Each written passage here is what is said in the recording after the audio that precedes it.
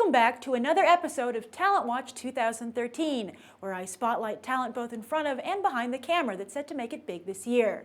Today, Matthew McConaughey. Wait a minute, I said Talent Watch 2013, not 1996, right? After all, that's when McConaughey first made it big in Hollywood when, coming off of Dazed and Confused, he starred in the box office hit A Time to Kill. But what followed was a string of mediocre picks, plus McConaughey found himself practically laughed off the screen for constantly taking his shirt off. He had a bit of a comeback in 2003 with How to Lose a Guy in 10 Days, but that just led to a string of mediocre romantic comedies. However, he didn't give up, and at 43 seems poised not just for another comeback, but to maybe even be taken seriously as an actor. He started by embracing the jokes about going shirtless by playing a seedy and driven strip club owner in Magic Mike.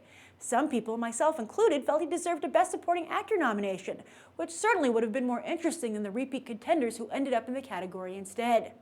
And now in 2013, he has not one, not two, but three hot movies coming out where he borrows a page from the playbook of Charlize Theron, Halle Berry, and Nicole Kidman, seriously deglamorizing himself. Hey, if it works for the cheesecake, why not the beefcake? First, he'll star in Dallas Buyers Club, where he lost a considerable amount of weight to play a homophobic AIDS patient in the 1980s. By the way, fluctuating weight is a tactic that's also paid off for Robert De Niro and Christian Bale. He also stars in the critically acclaimed Mud as a fugitive who convinces two boys to help him elude the bounty hunters on his trail. Finally, in Scorsese's The Wolf of Wall Street, he'll also transform himself for a supporting role opposite the likes of Leonardo DiCaprio, Jonah Hill, and Jean Dujardin. Now, nobody's saying McConaughey has turned into Daniel Day-Lewis, but one has to admire how he's slowly but surely been climbing the ladder of artistic merit. All he needs, at the very least, is an Oscar nomination to put him on top and to give him a new lease on his career. But DiCaprio, as well as many other actors, are also trying very hard to get one of those coveted 10 nominations.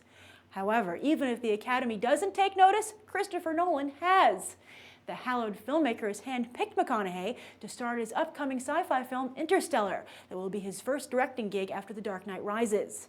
The film, like all of Nolan's work, is being kept heavily under wraps, but we do know that it originated with Steven Spielberg, who hired Nolan's brother Jonathan to write the script.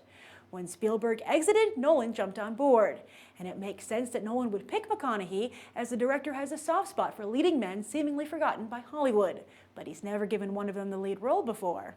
What do you think? Do you believe in Matthew McConaughey? Write your thoughts down below, and be sure to check out the rest of BTT's Talent Watch 2013 series.